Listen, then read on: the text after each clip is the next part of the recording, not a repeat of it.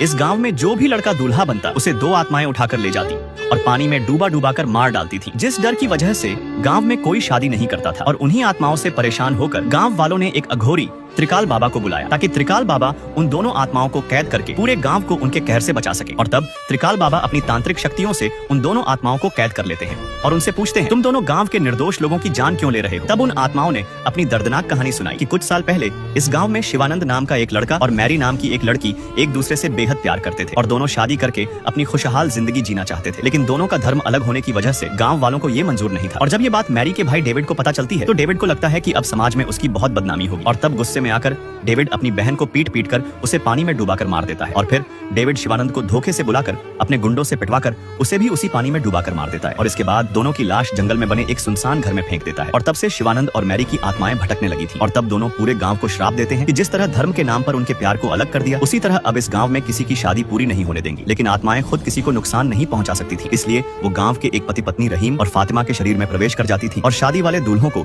धोखे से जंगल में बुलाकर मार देती थी। यह सुनकर त्रिकाल बाबा बोले, तुम्हारे साथ बहुत बड़ा अन्याय हुआ है, लेकिन निर्दोष लोगों को मारना सही नहीं। मैं वचन देता हूँ कि गांव वाले तुम दोनों की याद में मंदिर बनवाएंगे और हमेशा तुम्हारा सम्मान करेंगे। तुम गांव वालों को छोड़ दो। लेकिन दोनों आत्माएं बोलती हैं, हमें अपना बदला डेविड से लेने दो, तभी हमारी आत्माओं को मोक्ष मिलेगा। तब त्रिकाल बाबा उन दोनों आत्माओं को अपने बंधन से मुक्त कर देते हैं और फिर दोनों आत्माएं डेविड को उसी पानी में डूबा डूबा कर मार देती हैं और अपना बदला पूरा कर लेती हैं। इसके बाद दोनों आत्माओं को मोक्ष मिल जाता है। फिर गांव वालों ने उनकी याद में एक मंदिर बनवाया और गांव पर लगा श्राप हमेशा के लिए समाप्त